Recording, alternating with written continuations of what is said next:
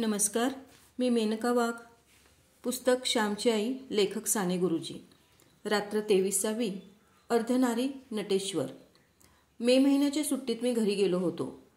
इंग्रजी चौथीत मी गेलो होतो. मी घरी गेलो म्हणजे आईला आधार वाटे, कारण ती नेहमी आजारी असे. एक दिवस ताप येई, दुसऱ्या दिवशी ताप निघाला की ती पुन्हा कामाला लागावयाची. ताप आला की निजावयाचे, ताप निघताच उठावयाचे. ती फार अशक्त झाली होती. मी आलो म्हणजे तिला बरे वाटे. मी तिला पाणी भरण्यास, धुणे धुण्यास मदत करीत असे. अंगणाची झाडलोट करीत असे. आईचे पाय चेपायचे हा तर सुट्टीतील माझा नेमच झालेला असे. एक दिवस बाहेर स्वच्छ चांदणे पडले होते. जेवणे खाणे झाली होती. वडील जेवून बाहेर गेले होते. धाकटे भाऊ झोपी गेले होते. आईचे उष्टे शेण वगैरे झाले. आई मला म्हणाली, श्याम, थोडे डळायचे का रे? का तुझे हात दुखतायत? संध्याकाळी तू खणले आहेस. गोळीचा दळा केलास ना? हात दुखत असले तर नको. मी म्हटले, मुळीच हात दुखत नाहीत. जात्याच्या खुंट्याला तुझा व माझा हात दोन्ही असतात. तुझा प्रेमळ हात माझ्या हाताला लागून मला शक्ती येते. चल, मी अंगणात जाते घालतो, पोत्यावर जाते घालतो. आईने घाल म्हणून सांगितले. मी अंगणात जाते घातले. आईने दळण आणले. दुसऱ्या दिवशी आंबोळ्या करावयाच्या होत्या. मला आंबोळ्या फार आवडत असत. मायलेकरे अंगणात दळत होती व चंद्रवरून अमृताचा वर्षाव करीत होता. मंद गार वारा सुटला होता. आई ओव्या म्हणत होती व ओव्यात श्यामबाळ असे माझे नाव गुंफीत होती. मला आनंद वाटत होता. दळण्याचे काम मला लहानपणापासूनच आवडते, कारण त्यामुळे आईची सेवा करता येत असे. आईबरोबर दळीत असता मी जात्यात वैरण घालावयासही शिकलो होतो. आम्ही दळीत होतो. दळणाचा आवाज ऐकून शेजारच्या जानकीवहिनी आल्या. बाई, हे काय? श्याम का दळतो आहे? मी म्हटले, आज रात्री एकट्या कशा दळीत बसल्यात म्हणून पाहायला आले. श्याम, हे रे काय? तू इंग्रजीनं शिकतोस? जानकीवहिनी मला म्हणाल्या. मी आईला विचारले, आई, दळायला हात लावला म्हणून काय झाले? आई म्हणाली, श्याम, अरे जानकीबाई थट्टा करतात हो तुझी. त्यांचे तुझ्यावरचे प्रेम आहे म्हणून पहावायला आल्या. अरे, काम करणाऱ्याला का कोणी नावे ठेवतील? आणि आईला मदत करण्यात कसली रे कोणाची लाज? आईला मदत करणाऱ्याला हसेल तो रानटीच समजला पाहिजे. तुझ्या भक्तिविजयात जनाबाईबरोबर प्रत्यक्ष पांडुरंग नव्हता का दळायला लागत? हो, खरेच आहे. पण खरे असेल का ग ते? देव कबीराचे शेले विणू लागे, जनाबाईचे दळण दळू लागे, धुनी धुवू लागे, नामदेवाच्या पाठीमागे उभा राहून कीर्तनात टाळ वाजवी. नाचे खरे का ग हे सारे? असे मी विचारले. बसा ना जानकीबाई, अशा उभ्या का? असे जानकीबाईस विनवून आई मला म्हणाली, श्याम, अरे खरेच असेल ते. देवावर ज्यांची श्रद्धा असते व त्यांचे स्मरण ठेवून जे काम करतात त्यांना देव मदत करतो. तू मला मदत करीत आहेस. ती देवानेच पाठविली. मे महिना आला की देव मला मदत करण्यासाठी तुझ्या रूपाने जणू येतो. अनेकांच्या रूपाने मदत करावयास देव उभा राहतो. कधी श्यामच्या रूपाने, कधी जानकीबाईच्या रूपाने. आई, मला भेटेल का ग देव? मी एकदम विचारले. पुण्यवंताला भेटतो. पुष्कळ पुण्य करावे, सर्वांच्या उपयोगी पडावे, म्हणजे देव भेटतो, आई म्हणाली. जानकीबाईंनी मला म्हणाल्या, श्याम, का बोवा वगैरे व्हायचे आहे की काय? मग शिकतो आहेस कशासाठी? इंग्रजी शिकून चांगली मोठी नोकरी कर. आईला नोकरीवर ने. मी म्हटले, मला साधू व्हावेसे वाटते, भक्त व्हावे असे वाटते. आई ओम नमो भगवते वासुदेवाय हा मंत्र जपत ध्रुव बसला होता ना? मी बसलो तर मला भेटेल का देव? आई म्हणाली, बाळ, ध्रुवाची पूर्वपुण्याई केवढी थोर, त्याचा निश्चय किती अभंग. बाप राज्य द्यावयास लागला तरी तो माघारी फिरला नाही. इतके दृढ वैराग्य कोठून आणावयाचे?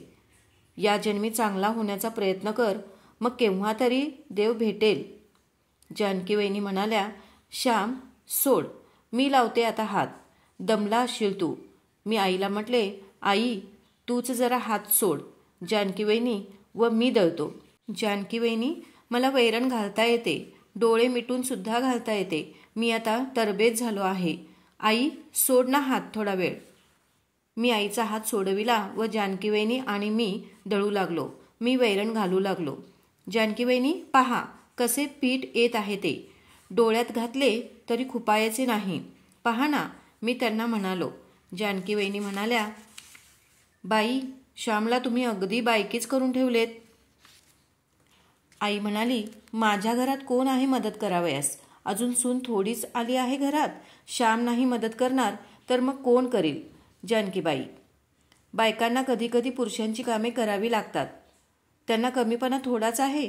श्याम मला डाळ दळून निवडावयाला लागतो, धुणी धुवायला लागतो, भांडी विसळायला, सर्व कामात मदत करतो. त्या दिवशी माझे लुगडे धुतले हो. मी म्हटले, श्याम, लोक तुला हसतील. तर म्हणे कसा, आई, तुझे लुगडे धुण्यास माझा खरा आनंद आहे. तुझी चौघडी मी पांघरतो. मग धुवावयाला का लाज वाटेल? जानकीबाई, श्यामला काही वाटत नाही. मी श्यामला बायकी करून टाकले आहे तरी त्याला ते आवडते. मित्रांनो, आईचे ते स्फूर्तिमय शब्द मला अजून आठवतात. पुरुषांच्या हृदयात कोमलता, प्रेम, सेवावृत्ती, कष्ट सहन करण्याची तयारी, सोशिकता, मुकेपणाने काम करणे या साऱ्या गोष्टी उत्पन्न झाल्याशिवाय त्यांचा पूर्ण विकास झाला आहे असे म्हणता येणार नाही. त्याचप्रमाणे स्त्रियांच्या हृदयात धैर्य, प्रसंगी कठोर होणे, घरी पुरुष मंडळी नसेल तर धीटपणे घरची व्यवस्था पाहणे, हे गुण येतील तेव्हाच त्यांचा पूर्ण विकास झाला असे म्हणता येईल. ह्यालाच मी लग्न म्हणतो. लग्न करून हेच साधावयाचे. लग्न करून पुरुष कोमलता शिकतो, हृदयाचे गुण शिकतो, स्त्री पुरुषाचे गुण शिकते. विवाह म्हणजे हृदय व बुद्धी, भावना व विचार यांचे मधुर मिश्रण, मधुर सहकार्य होय. पुरुषांच्या हृदयात स्त्रीगुण येणे व स्त्रीजवळ पुरुषगुण येणे म्हणजे विवाह. अर्धनारी नटेश्वर हे मानवाचे ध्येय आहे. स्वतः पुरुष अपूर्ण आहे, स्वतः एकटी स्त्री अपूर्ण आहे, परंतु दोघे एकत्र येऊन दोन पूर्ण व्यक्ती बनतात. निराळे लग्न लावण्याची आई मला जणू जरूरच ठेवीत नव्हती. प्रेम, दया, कष्ट, सेवा या स्त्री गुणांशी आई माझे लग्न लावून टाकीत होती.